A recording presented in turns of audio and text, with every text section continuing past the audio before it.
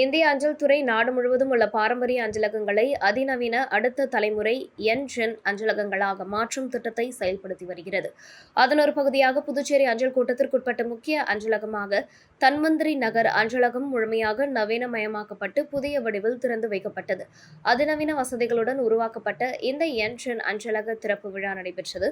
இதில் ஜிப்மர் துணை இயக்குநர் ரங்கபாஷ்யம் கலந்து கொண்டு அஞ்சலகத்தை திறந்து வைத்து பார்வையிட்டார். விழாவில் சென்னை மாநகர மண்டல அஞ்சல் துறை இயக்குநர் மேஜர் மனோஜ், புதுச்சேரி கோட்ட முதுநிலை கண்காணிப்பாளர் எனக்கொள்ளு காவ்யா, அஞ்சல் துறை அதிகாரிகள் மற்றும் முக்கிய பிரமுகர்கள் கலந்து கொண்டனர்.